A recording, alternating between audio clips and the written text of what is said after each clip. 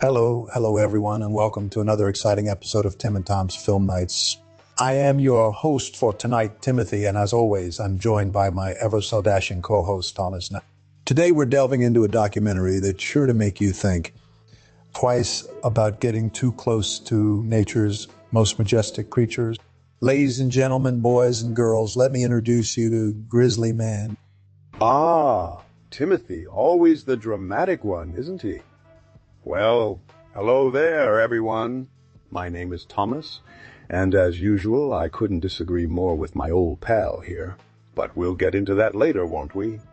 First off, let me just say that Grizzly Man is a documentary directed by the one and only Werner Herzog, so you know it has to be good. But Thomas, my dear fellow, I must say that while I do agree with your assessment of Mr. Herzog's talent as a director, I find myself, well, let's just say I didn't quite share the same enthusiasm for this particular film as you did. Oh, really? Well, let me guess, you found it boring, didn't you? All those long takes and slow panning shots of nature just made you want to fall asleep, right? Sigh, Tom, dear friend, I'll never understand how you can find excitement in mindless action and explosions. No. My issue with Grizzly Man lies not in its cinematography, but rather in its subject matter.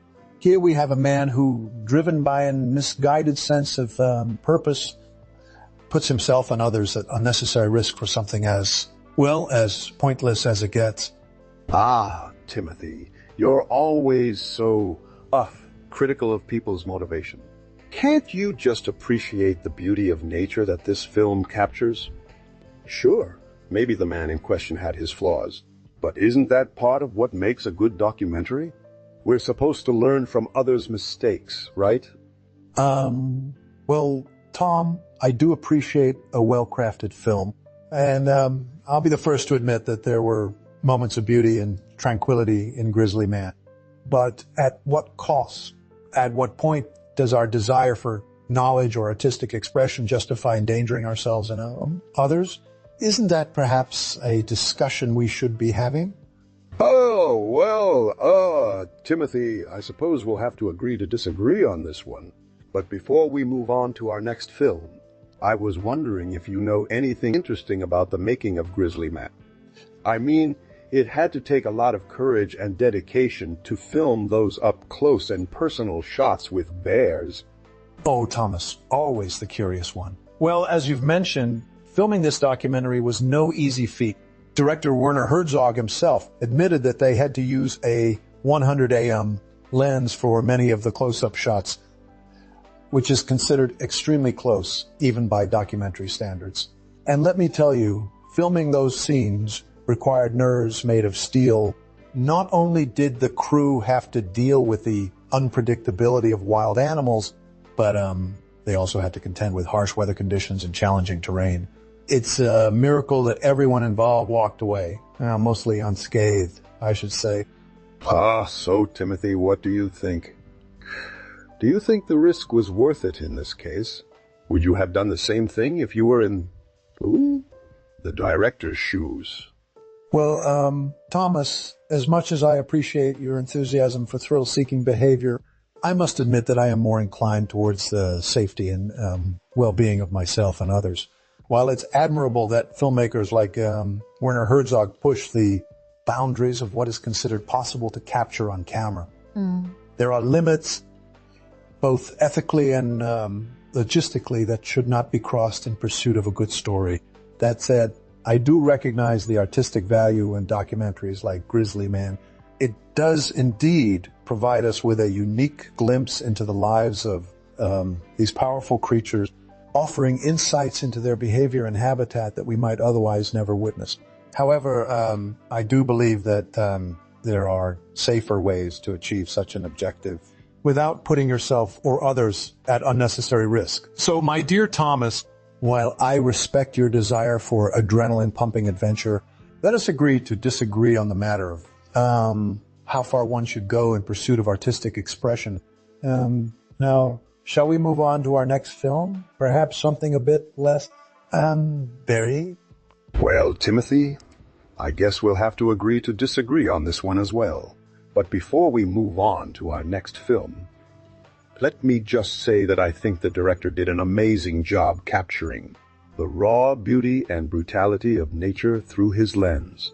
The way he portrayed the relationship between man and beast was truly captivating. And it's films like Grizzly Man that remind us how fragile our place in this world really is. So, Timothy, would you say that the risk was worth it? Tom, you know very well my stance on this matter.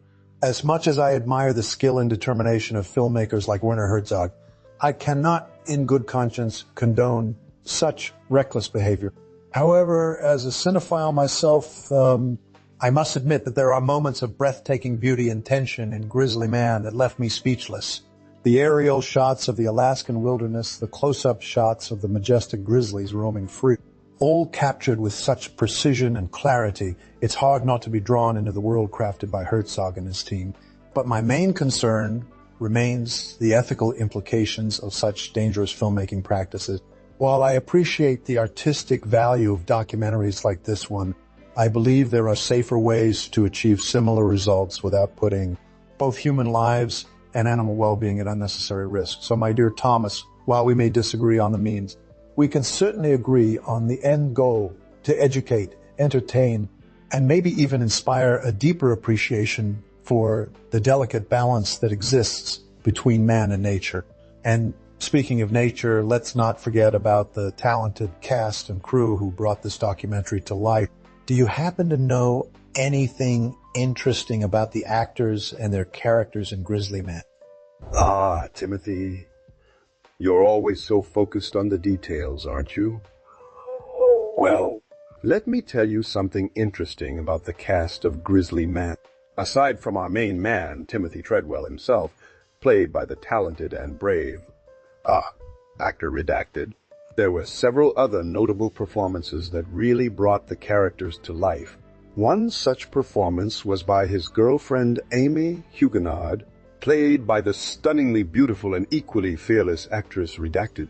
These two had an undeniable chemistry on screen, capturing the passionate yet slightly naive nature of their relationship. But let's not forget about the real stars of the show, the bears. While there were no actual animals used in the filming, the animators did an incredible job capturing the majesty and raw power of these majestic creatures. From the towering grizzly bear to the graceful brown bear, each one seemed to leap off the screen, reminding us just how insignificant we truly are in the grand scheme of things.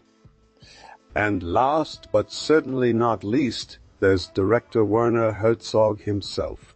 While he didn't actually appear in the film, his presence is felt throughout every shot, every editing decision, and every heart-wrenching moment.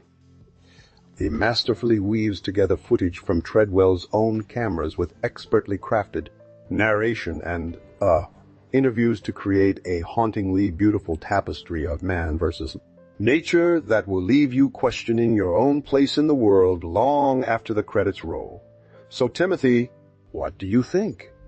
Was there anyone who particularly stood out for you in Grizzly Man?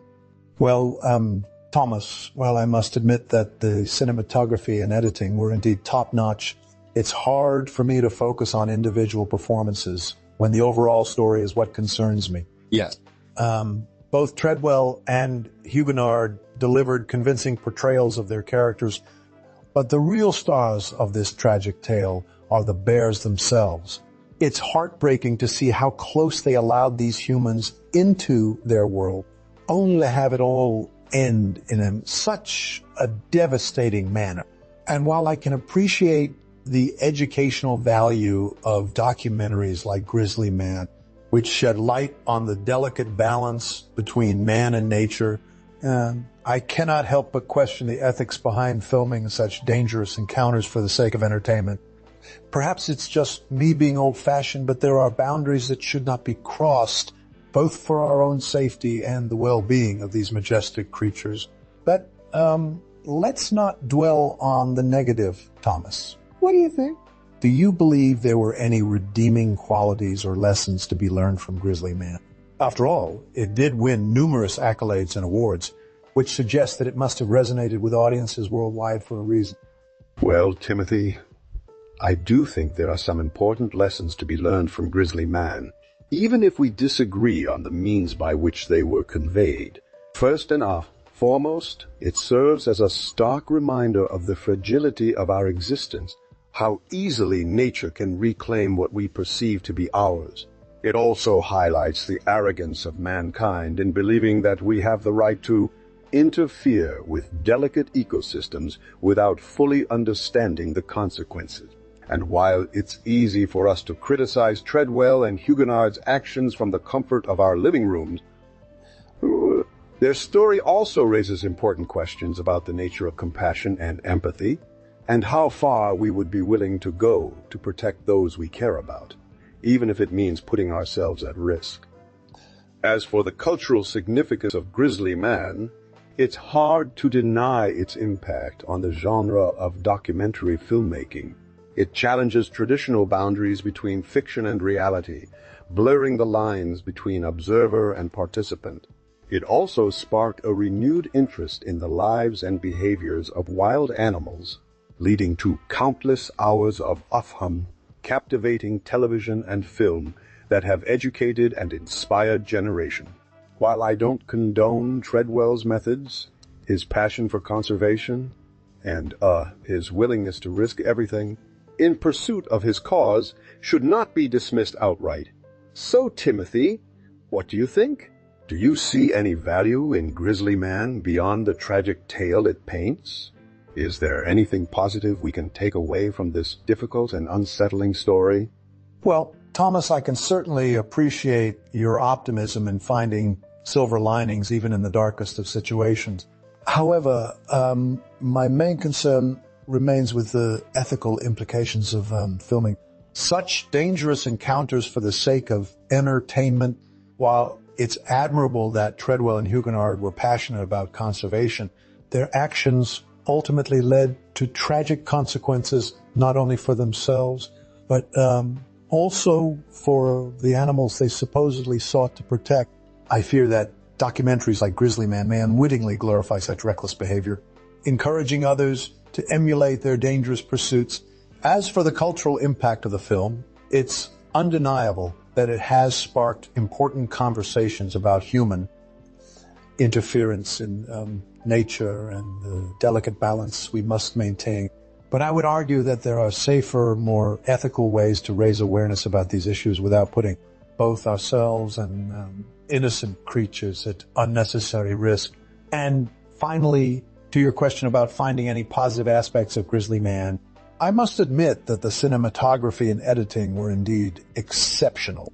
The breathtaking shots of the Alaskan wilderness and the captivating portrayal of the majestic grizzlies themselves were truly awe-inspiring. However, my appreciation for the technical aspects of the film is far outweighed by the ethical dilemmas it raises. So, Thomas, I'm afraid we will have to agree to disagree on this one. While I respect your love for adrenaline-pumping adventure and your desire to push boundaries, I believe that there are safer, more responsible ways of capturing the beauty and majesty of nature without compromising the safety of ourselves and others. But, Hank? That's what makes us unique and well-suited companions for these weekly discussions, right? We can disagree respectfully and continue to learn from each other's perspectives. So, my dear Thomas, I implore you, do share your thoughts in the comment section below. And don't forget to subscribe, like, and share this video with your friends and family. Until next time, farewell. And remember, the only thing that separates us from the animals is our ability to make and use tools. So said the primate who thought he was a philosopher